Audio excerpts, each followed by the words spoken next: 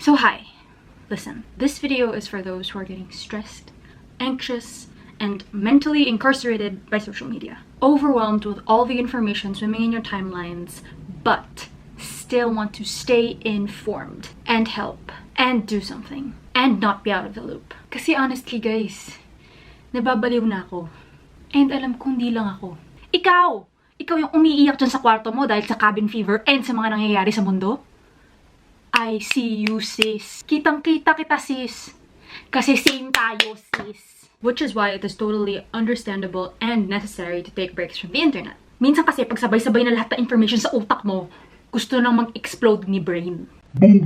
Kaya ito, mag-aala newscaster na lang ako to inform you of what's going on in the world. Facts only. Maybe maunting side comment, pero fact only. I'll try to keep this short, kasing short ng mga attention span nyo. This video is also for those people na tinatamad magbasa.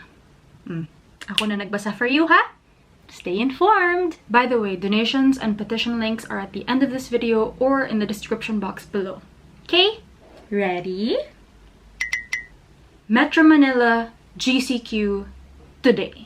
Good morning mga ka-GCQ! As of today, June 1, 2020, Metro Manila is now joining the ranks of communities under General Community Quarantine. Inaproba na ng Presidente ang rekomendasyon ng IATF or Interagency Task Force na i-downgrade ang restriction ng NCR to a high to moderate risk area. Take note, Pilipinas po ay isa sa mga bansang may pinakamahabang lockdown period. We are not happy to put you in this place, but after review, maybe we can. Sure, Mr. President. Maybe you can nga po. So what does this GCQ entail? Some important points. Allowing non-essential businesses to reopen para sa ekonomiya at workers. Limited operations in malls and shopping centers will be allowed except for leisure establishments and services. So ibig sabihin nito, no gyms, no tourist spots, no cinemas, no amusement and gaming facilities. Residents 21 and below and 60 and above ay bawal pa pong lumabas to limit infections. Pero kung in between 21 to 60 ka nga, pero wala ka namang business sa labas, huwag ka nang lalabas, ha? Please? Wala na muna yung pasyal-pasyal, alam kong bag ka na sa bahay, pero please naman, ha? Please lang, please. Diyan ka lang. Public transportation check para sa mga ates and kuyas na back to work today. Pwede nang pumasada ang mga pampublikong bus operating under 50% capacity. LRT and MRTs at limited capacity, and when I say limited, 12% capacity lang po. Kaya ingat po mga ates and kuyas. Mga jeep at angkas ay hindi pa po pwedeng pumasada. Friday, May 29, the DOTR gave the MMDA 33 million pesos to fund the transformation of EDSA. Sana makita at maramdaman natin ang transformation at sana for the better. Yes? At base sa Twitter updates as of today, 10:30 AM as I am filming this, nahihirapan pong sumakay ang ating mga commuters kahit alas 3 pa ng umaga ay nakaabang na sila para may makuha lang ng masasakyan. Ayan po, sana naman masolusyonan po ito ang ating mga manggagawa po. Opo, please pakitulungan po sila. For more detailed information on GCQ guidelines, check the description below. Okay, so GCQ na nga today. But according to the World Health Organization, any government who will start lifting restrictions must first meet these first 6 conditions. So, tingnan natin kung na-meet nga natin ang restrictions na to ng World Health Organization. 1. Disease transmission is under control. 2. Health centers are able to detect, test, isolate, and treat every case and trace every contact. Mass testing, contact tracing, andyan ka ba po? 3. Hotspot risks are minimized in vulnerable places such as nursing homes. 4. Schools, workplaces, and other essential places have established preventive measures. 5. The risk of importing new cases can be managed. And last but not the least, communities are educated and empowered to live a new normal. So, in short, Maybe we can. Maybe we can, yeah, po. Junk terror bill. Senate Bill 1083 or the Anti-Terrorism Bill na inadopt ng House Joint Committee has been approved by majority of the House community members during their meeting last May 30. So ano ba tong Anti-Terrorism Bill na to at bakit ba trend yung #JunkTerrorBill? The Anti-Terrorism Bill seeks to extend the number of days suspected terrorists can be detained without a warrant of arrest from 3 days under the current law to 14 days and pwede pang ma-extend ng 10 days. Any person who shall threaten to commit any act of terrorism, propose any terroristic acts, or incite others to commit terrorism shall suffer the penalty of 12 years in prison. But wait, sino ba tong mga taong pwedeng akusahan na maging terorista? Yun na nga eh.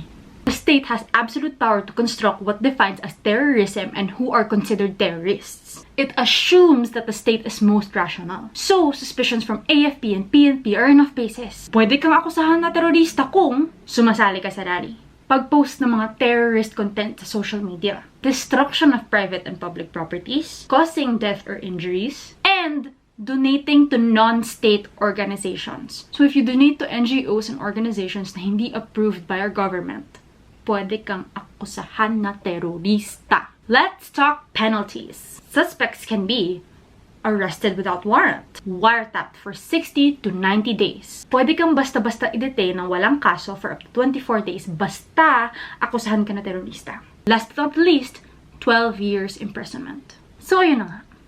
Mapagkakatiwalaan ba natin ang AFP, PNP at ang ating gobyerno sa anti-terrorism bill na to?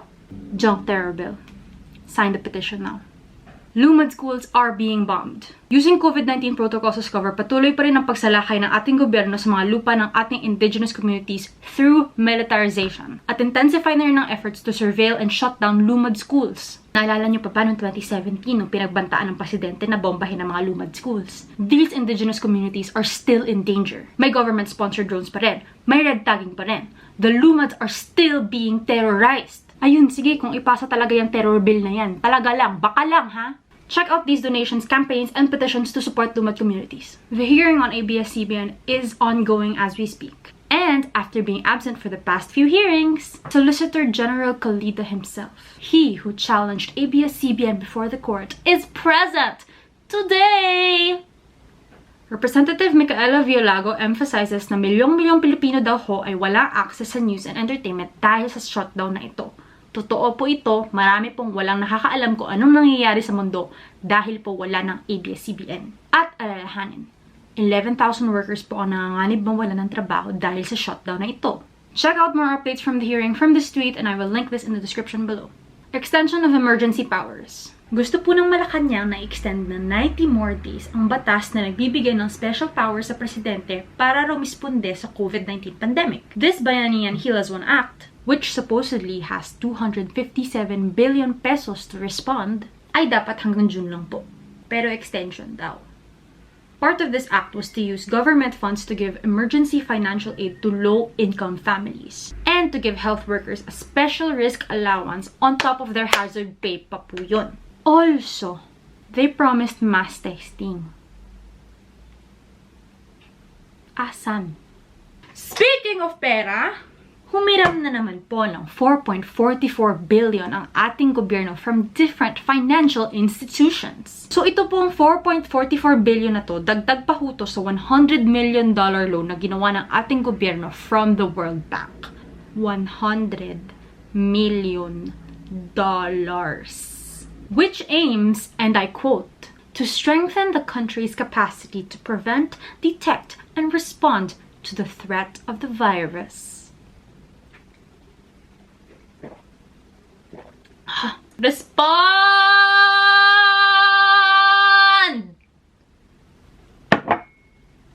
Pagod! Alam niyo, minsan sinasabi ko sa sarili ko, baka naman ginagawa naman talaga lahat ng gobyerno. Baka naman talaga, trying hard naman sila. Baka naman, hindi eh. Hindi. Bakit sila? Sila. Ano na po, national government? Ano na po? Back to hard facts. George Floyd, 46, died after being arrested outside a store in Minneapolis, Minnesota. His last words, "I can't breathe," now a global outcry against the brutal racism of 4 Minnesota cops. George died under the knee of a white police officer, Derek Chauvin, as he was pinned to the floor until he died. George Floyd was reported to have allegedly faked a $20 bill. But we all know it was more than that. He was denied the right to trial and peaceful arrest, not because he allegedly faked a $20 bill, but for being black.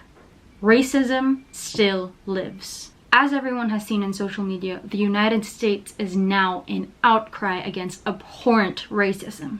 Rallies, protests, and marches have been occurring all over the country, and videos of police brutality are everywhere on the internet. Racism, police brutality, corruption, power play is real. Not just in America, but all over the world. Here are just a few more examples. Hong Kong has officially turned into a police state. The business and shopping areas such as Admiralty and Causeway Bay are filled with armed police in every corner. The Communist Party is arresting young people with no cause, disrupting social lives and economic activities. Let's go to Japan. Protests in Tokyo broke out as hundreds of people marched against racist police violence. And not just for the Black Lives Matter movement, but also for the violent arrest and beating in broad daylight of a Kurdish man in Tokyo. The police started to attack the demonstration, beat people, and arrested one activist. Lastly, we don't have to look too far. Andito sa bakuran natin ang kalupitan ng kapulisan. Noong 2016, promotesta ang mga indigenous groups sa harap ng US Embassy dito sa Manila. Dahil ito sa imperialist-directed militarization, development aggression, and land grabbing ng kanilang mga ancestral lands. At ano ang ginawa ng mga pulis? 2017. Murdered in cold blood ang 17 years old na si Kian de los Santos na kinaladkad ng mga pulis sa madilim na eskinita at binaril. Kitang-kita to sa CCTV. As of March 2019, the estimated number of killings by EJK ay nasa 29,000 na. And when ECQ started, violent arrests have been made by local authorities of citizens who have violated curfews. Police brutality is everywhere. Racism is everywhere. So please, condemn it. Hate it. Go against it. Because even if it may not be directly affecting you, it can. And eventually, one way or another, it will. To spread awareness and educate yourselves even further, here are tweets, articles, reports, and sources of everything that I've talked about. Read them, share them, stay informed. Woo! Wala na akong tubig. These aren't even half of what's been going on globally and locally. Pero sana it's enough to keep you in the loop. Pag nag-share ng articles, basahin muna, ha? Di tayo advocate of fake news, mga mamsters. Hope this helped. Stay safe, stay sane, and keep in touch. Bye.